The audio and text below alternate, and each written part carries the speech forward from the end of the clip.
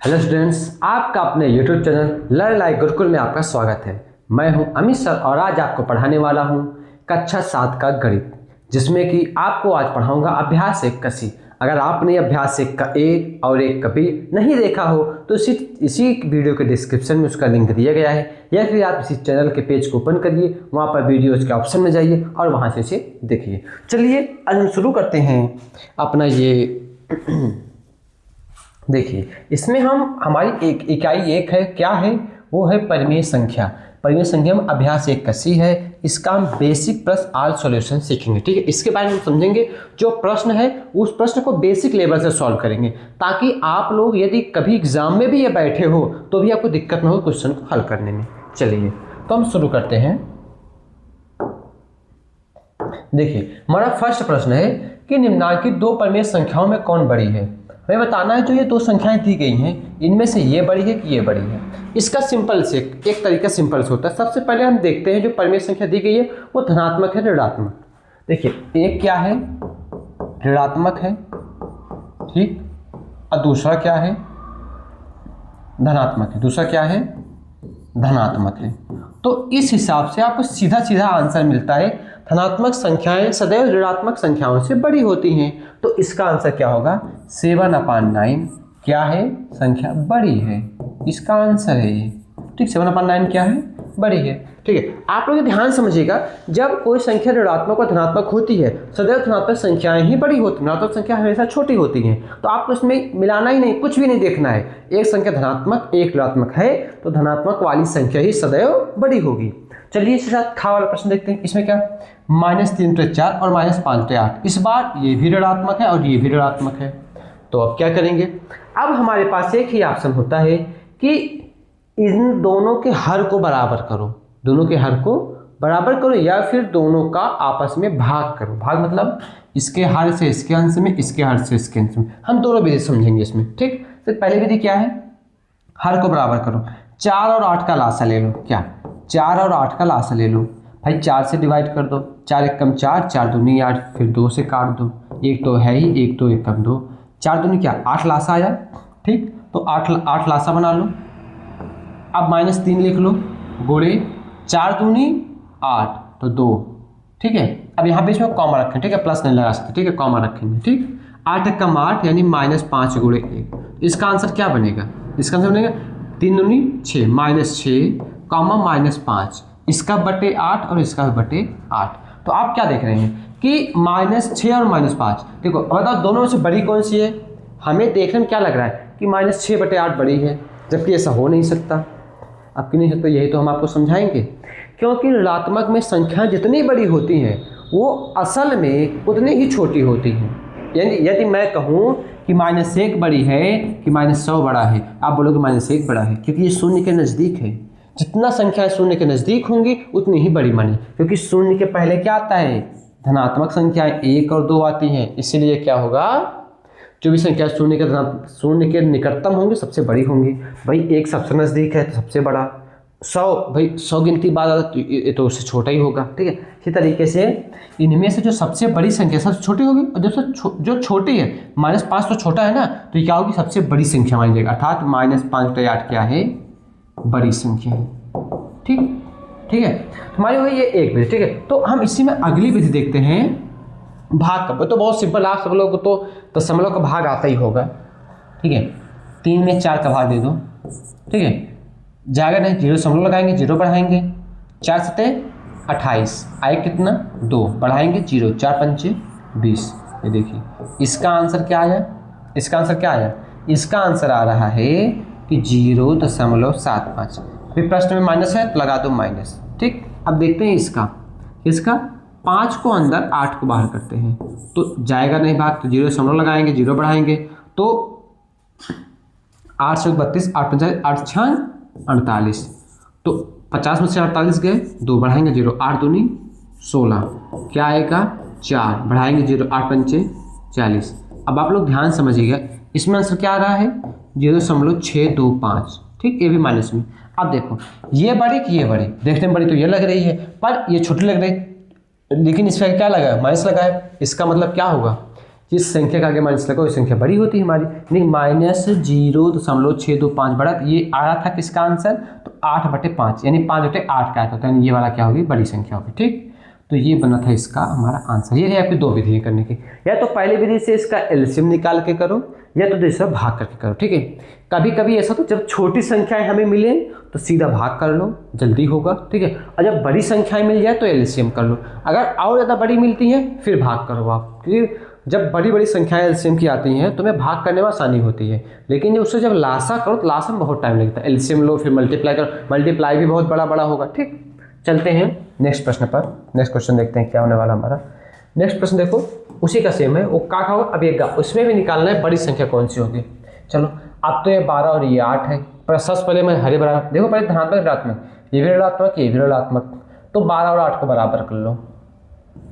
12 का एलसीएम ले लो और 8 का एलसीएम ले लो, क्या आएगा, सिर्फ 4 से काटो, 4 3 12 और 4 दूनी 8, फिर 2 से काट दो, 3 रह जाएगा, 2 1 कम 2, 3 से काट दो, 3 1 कम 3। ठीक, अब क्या, 4 दूनी 8, 8 तरीक 24 हो गया 24। ठीक, अब कर दो, -7 लिख लो, मल्टीप्लाई। ठीक, अब 12 दूना 24 कॉमा 5 है ही। ठीक है, पर जो माइनस नीचे उस माइनस को हम ऊपर लिख लेंगे। ठीक है, उस माइनस को क्या कर लेंगे, हम ऊपर लिख लेंगे। ठीक, चलिए क्या, -5। ठीक, माइनस को हमेशा ऊपर रखो। ठीक है, कभी भी हर को ऋणात्मक मत छोड़ो, जो उसका माइनस लगाओ उसको क्या कहाँ रखना है, आपको ऊपर रखना है, सिंपल से। ठीक, अब मल्टीप्लाई करो, 8 तरीक 24 3 है। अब इसका आंसर क्या बनेगा, 7 दूनी 14 -14/24 कामा 5 3 15 -15/24। अब बताओ, अब दोनों में संख्या में पहले कौन सी बड़ी है, 15/24, यानी क्या होगी, वो सबसे छोटी होगी, यानी इससे तो 14 छोटी है, यानी कि ये बड़ी होगी। तो -14/24 किसका आंसर है, तो -7/12 का, तो -7/12 क्या हो जाएगा, इसका आंसर हो जाएगा। ठीक, आई होप आपको समझ में आएगा, क्योंकि ये बहुत आसान सा प्रश्न है। ठीक है, फिर घा वाला प्रश्न देखते हैं, 13 और 9। भाई 13 तो 13 से ही डिवाइड होता है, और 9 समझ लो 9 से ही होगा। भाई 3 3 से होता है, पर 3 3 9 ही होता है, तो 3 9 117। ठीक, अब 9 से भाग दो को 13 बार जाएगा, तो -5 है ही, मल्टीप्लाई 13 कॉमा, अरे अरे अरे अरे, आपने इस चीज़ तो ध्यान ही नहीं दिया इसमें। अभी अगर जैसे हम कर रहे ऐसे आप भी करो। चलो, अब मान लो आप हम कर रहे हैं, इसे आप करते रहो। ठीक है, करो, चलो क्या आएगा, ये माइनस माइनस क्या हो जाएगा, प्लस हो जाएगा। ठीक है, क्या आएगा, 3 9 17, 3 गुणे 9। अब देखो ध्यान से, 13 बचे 65 -65/117 कॉमा 9 तरीक 27/17। ठीक है, आप लोगों ने अगर एक बार नोटिस किया, ये धनात्मक ऋणात्मक है तो धनात्मक संख्या बड़ी हो जाएगी, यानी कि -3/-13, तो ये आंसर क्या हो, ये हमारा आंसर बनेगा, ये बड़ा। पर हम इसको ऊपर भी कर सकते थे, जब अंश और हर दोनों में माइनस हो, वो दोनों संख्या ऋणात्मक हो, तो आपस में माइनस काट के प्लस हो जाते हैं, इसलिए हमने उसको बाद में किया। ठीक है, हमें फिलहाल यहाँ से आपको बता देंगे, हमने करने की बाद में रहना। तो ठीक है, तो हम यहाँ से भी आंसर निकाल सकते थे सीधा, ये धनात्मक ऋणात्मक, धनात्मक संख्या बड़ी हो जाएगी। ठीक, तो इसीलिए आपको ये करने की जरूरत नहीं है। ठीक है, सीधा वहाँ से निकाल लो, क्यों बड़ा है, क्योंकि वो धनात्मक और ऋणात्मक है। ठीक, ऐसे। चलो अब चलते हैं नेक्स्ट प्रश्न पर। नेक्स्ट प्रश्न होने वाला है हमारा, जैसे कि ये रहा कि निम्नांकित दो परमेय संख्याओं में कौन छोटी है। जैसे अब तक हमने निकाला बड़ी, वैसे हम निकालेंगे छोटी। सेम प्रोसेस, सेम चीज़ें, सेम कुछ, उसमें बड़ी बताओ तो छोटी बताओ, बस इतना है। ठीक, चलो बताते हैं। हर बराबर है, माइनस इसमें भी है माइनस इसमें भी है, तो छोटा कौन सा होगा, जो सबसे बड़ा होगा, यानी कि 5/-9 क्या होगा, छोटा होगा। क्या होगी, छोटी संख्या होगी। ठीक, छोटी परमेय संख्या होगी। इसमें देखो हर बराबर है, बिल्कुल बराबर है, ये माइनस माइनस करके प्लस बन गया, दोनों प्लस भी हैं, तो भाई छोटा कौन सा है, 6/11 छोटा है।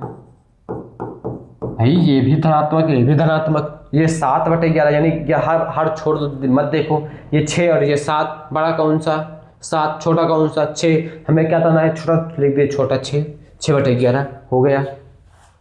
ठीक, चलिए नेक्स्ट प्रश्न पर। ये क्या है, 16/-7 और 3। अब बताओ दोनों में कौन छोटा होगा। सीधी सी बात, ऋणात्मक धनात्मक, धनात्मक हमेशा बड़ा होता है, ऋणात्मक हमेशा छोटा होता है। ये माइनस नीचे उससे मतलब नहीं है, सदैव हम ऋण को हर में दिया है, फिर भी उसको हम ऊपर लिखते हैं -16/7। पर जब आंसर दिखा रहे हैं इसको हम 16/-7 ही दिखाएंगे। ये क्या होगी संख्या हमारी? छोटी संख्या होगी। समझ में आया आपको? ठीक, चलिए अब ये प्रश्न देखो, 4/-3 और -8/9, हम इसको कर सकते हैं -4/3, अभी आपको हमने बताया, और -7/9 तो है ही ये। अब ध्यान से देखो, आप इन दोनों में हम एलसीएम कर लेते हैं, हमें आंसर जल्दी मिलेगा। एलसीएम कर लो, 3 9 का एलसीएम क्या होगा? सीधा 9 होगा। भाई एलसीएम करो, 3 3 से कट जाएगा, 3 9 को एक बार काट देगा, फिर 3 बचेगा, फिर 3 3 से काट देगा, बचे क्या? 9 हमारा। चलिए 9 एलसीएम बन गया, 3 3 9, -4 × 3, -8 × 9 1 काम 9, क्या बन जाएगा? 4 3 12, -12/9, 8 1 8, -8/9। तो बताइए इसमें से क्या करना था हमें, छोटा कि बड़ा?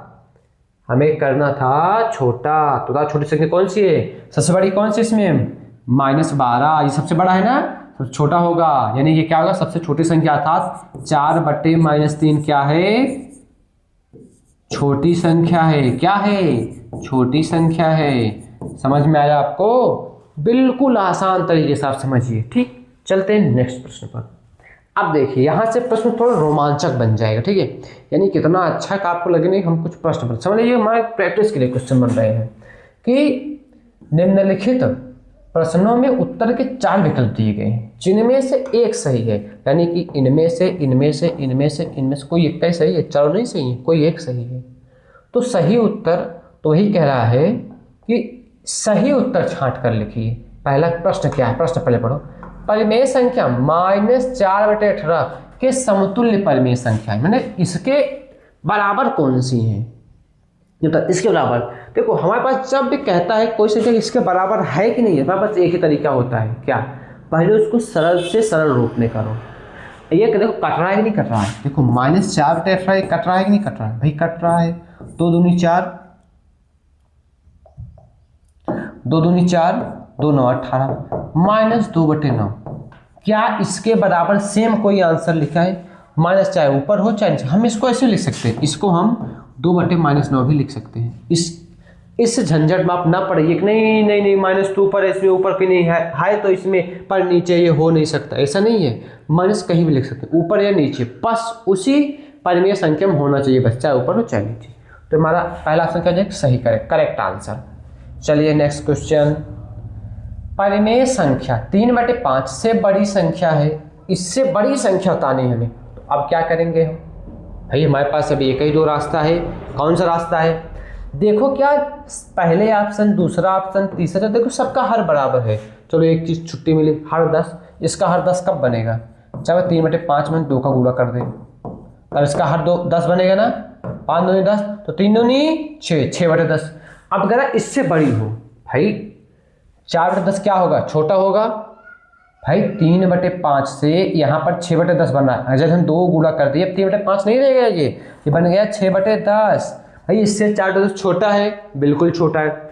-4/10 तो और छोटा है, 6/10 से तो बराबर हो रहा है, 7/10 क्या हो रहा है? बड़ा हो रहा है। तो ये क्या होगा correct answer? Number 4 is the correct answer, 7/10। I hope आपको समझ में आया होगा। नेक्स्ट प्रश्न, इसको देखते हैं कि परिमेय संख्या 4/9 से छोटी परिमेय संख्या बताइए, इससे छोटी। अब क्या करेंगे? अब हम तो फंस गए भैया इसमें, हमको इससे छोटी बतानी है। अब ये तो ना कटेगा भाई, 4 2 से कटता, 9 3 से कटता है। भाई काटने का नियम क्या है? ऊपर जिससे कटे उसी से नीचे भी कटना चाहिए। तो अब क्या करेंगे? अब एक ऑप्शन से एक हटाओ, -11/9 तो सबसे छोटी होती है। अब देखो क्या 18 हर को देखो, हर पर काम करो, ये हर 18 का जब इसमें 2 का गुणा होगा, ठीक, ऊपर भी 2 का गुणा होगा, क्या बनेगा? 4 दूनी 8 9 दूनी 18।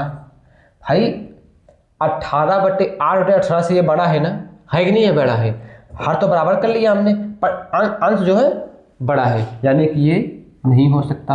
अब इसको देखो 12/27। अब 27 कब बनेगा? जब इसमें गुणा किसका करेंगे? हम 9 में 3 का गुणा करेंगे, 9 तो 27 बनेगा। ऊपर भी क्या करेंगे गुणा? 3 का 4 3 12। अब देखो तो सेम टू सेम हो गया, तो बराबर हो गया, हमसे छोटी पूछ रहा है, ये भी नहीं होगा। अब ये देखो 11 वाला, 18 कब होगा? जब 2 का गुणा करेंगे, 18, ऊपर क्या आया? 8 आ गया, तो भाई ये तो 11 है, ये तो बड़ा हो रहा है हमारा, हमें छोटा चाहिए। तो हमारे पास 3 ऑप्शन खत्म हो गए, ठीक है। अब इसमें तो हमें कुछ देखना ही नहीं है भाई, माइनस लगा है, संख्या सदैव छोटी होगी, यानी कि प्रश्न नंबर ग का पहला आंसर करेक्ट आंसर। बिल्कुल समझ में, आपको कॉन्सेप्ट के साथ समझो, हर एक ऑप्शन को समझो, ऑप्शन में है क्या, कर क्या रहा है, ताकि आप कंफ्यूज ना हो कभी, ठीक है। इस तरीके से पढ़ाई करो, ठीक है। चलिए अगला प्रश्न है, परिमेय संख्या 2 0/-5 से बड़ी परिमेय संख्या है, भाई इससे बड़ी लाओ। आप ध्यान समझो कि 0/-5 का मतलब है 0। 0 में किसी भी संख्या का गुणा करो फिर भाग करो, उसका परिणाम क्या मिलना है, शून्य। या तो तुम 2/0 करो तब भी शून्य, या फिर तुम 0 × 2 करो तब भी शून्य। अर्थात इस भागफल में और गुणनफल में 0 है तो संख्या शून्य आना ही आना है, और 0 से सिर्फ हमें बड़ी बताना है। भाई -1/5 छोटी है, -2/-7 भाई ये तो धनात्मक हो जाएगी। भाई -2/-7 है तो माइनस कट जाएंगे आपस में, क्या बचेगा 2/7। भाई ये प्लस हो, ये बड़ा हो सकता है, ठीक है, लेकिन अभी इस पर रुके रहो, ठीक है। अगला देखो -1/8 ये भी नहीं होगा, 4/-9 ये भी नहीं, ये तो सब ऋणात्मक है। सिर्फ 0, इससे 0 से बड़ा होता है कोई धनात्मक संख्या।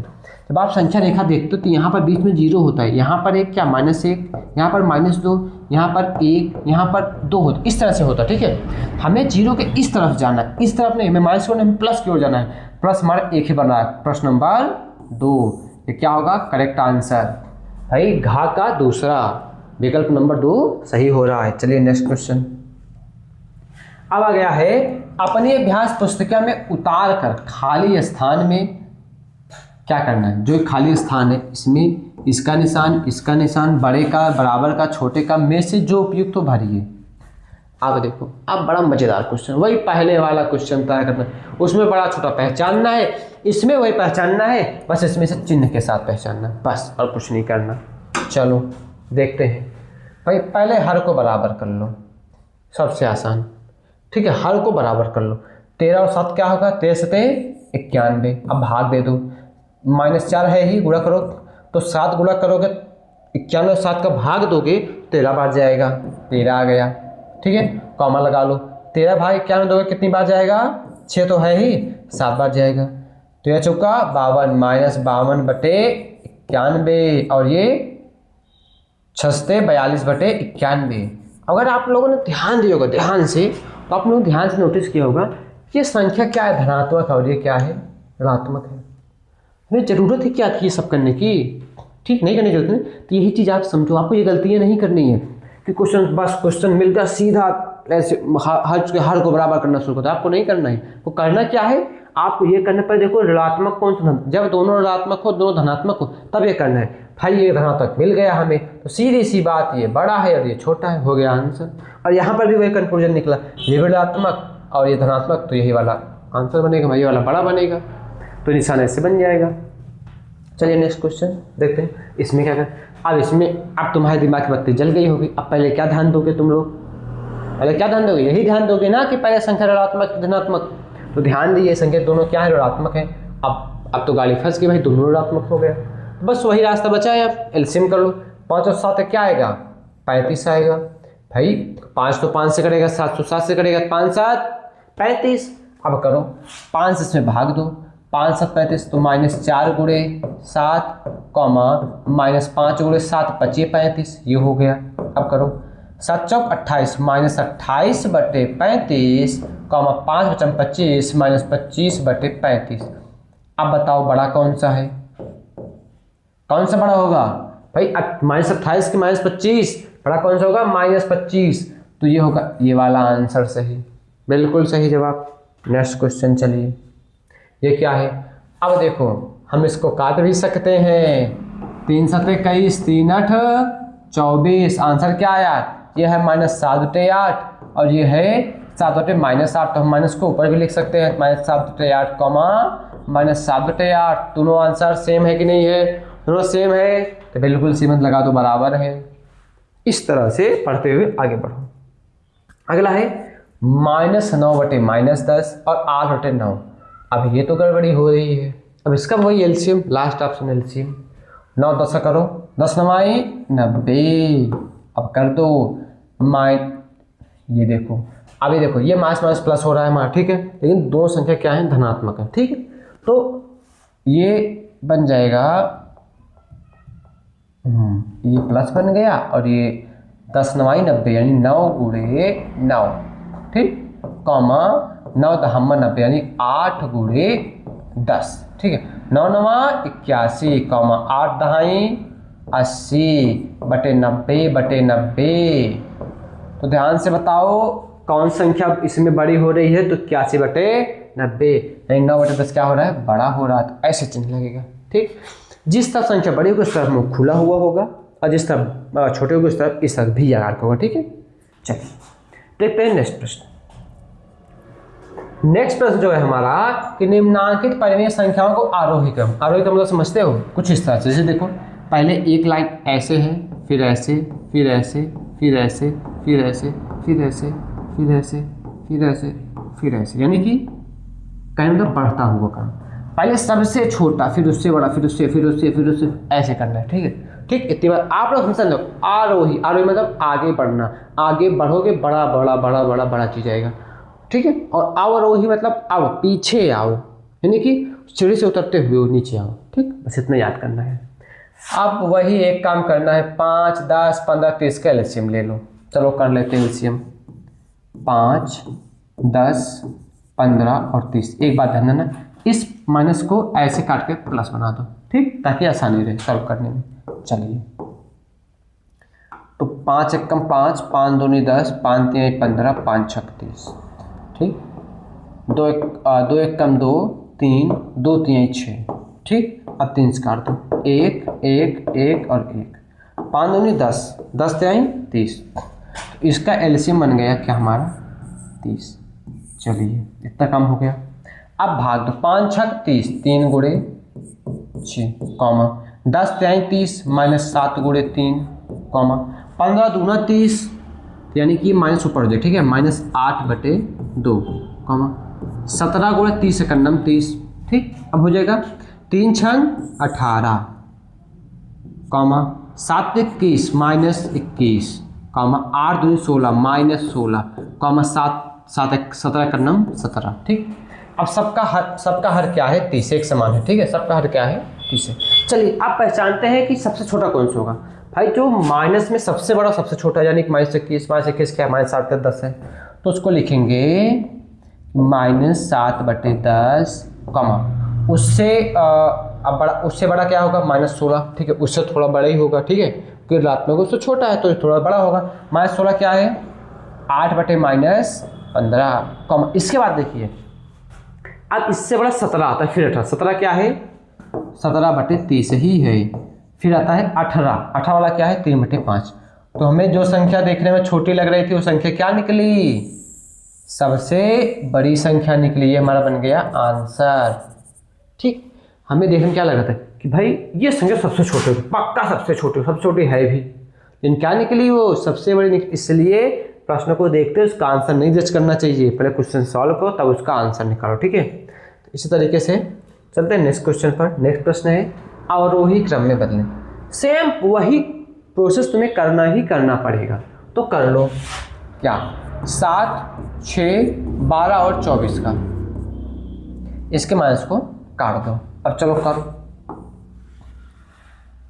तो 6 से कर दो, पहले 7 नहीं कटेगा, 6 कम 6, 6 दूनी 12, 6 6 24, ठीक। अब 2 से कर दो, 7 नहीं 1 नहीं, 2 1 कम 2, 2 दूनी 4, फिर 2 से कर दो भाई, 7 नहीं 1 यह है, 1 यह है, ये 2 1 कम 2, अब 7 से कर दो, 1 कम 1 1 और 1 और 1, देखो 6 दूनी 12, 12 दूनी 24 और 24 सत्ते ये हो जाएगा 24 गुणे 7, 7 चौक 28 का 8 हासिल 2 और 7 दूनी 14, 14 2 16, 168, ठीक। कितना हो जाएगा 168। अब चलो करते हैं भाई, 7 से जब भी भाग दोगे 4 गुणे 168 में भाग दोगे तो 6 दूनी 12, 12 दूनी 24, कितना आएगा 24 बार जाएगा, कॉमा जब 6 का भाग इसमें दोगे तो 2 दूनी 4, 7 चौक 28, कितना जाएगा 28 आएगा, यानी कि -5 गुणे 28। अब लगा दो कॉमा। जब 12 भाग इसमें दोगे तो कितना आएगा, 6 दूनी 12, 7 दूनी 14, कितने बार जाएगा, 14 बार। तो 3 गुणे 14, अब कॉमा लगा दो। जब 24 भाग देंगे तब कितना जाएगा, तो 7 बार जाएगा। कितनी बार जाएगा, 7 बार जाएगा।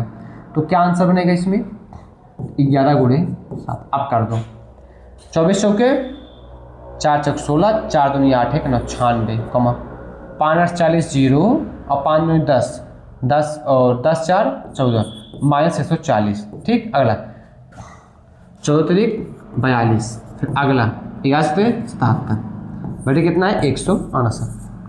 इस तरह से हम इसको फाइंड कर सकते हैं। ठीक है, इसका यही एक चारा वो ये तो हमें जो है भाग करने वाला। ठीक है, तो भाग भी कर सकते हो हम इससे, तो आप इससे भी कर सकते हो। चलिए ध्यान से देखिए, अब क्या करेंगे इसका, इसमें से आप समझो कि सबसे जो भाई सबसे बड़ी संख्या ढूंढो, इसमें क्या है, 96। 96 किसका है, 4/7 का है। उसके बाद इससे छोटी कौन सी बनेगी, 77 क्या है, अरे 77 नहीं बनेगी, ये तो माइनस है ना, तो इसमें लग जाएगा ये 24 में यहाँ माइनस, यहाँ पर माइनस। ठीक है, तो ऋणात्मक तो नहीं बनेगा। फिर बनेगा 42 वाला, 42 क्या है, 3/12 है, इसमें आप माइनस दोनों पर नीचे लगा दो। ठीक, उसके बाद क्या बनेगा, उसके बाद छोटा वाला -77 वाला, ये क्या बनेगा, 11/-24।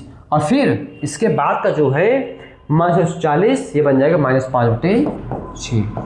ठीक, तो आई होप आपको ये अभ्यास 1 का सीखा था, लास्ट प्रश्न, तो आपको ये सारा जो है अच्छे से समझ में आया हो। ठीक है, ये सारे जो प्रश्न हमें आपने अभी हमारे साथ सॉल्व किए, बहुत ही आसान से प्रश्न है।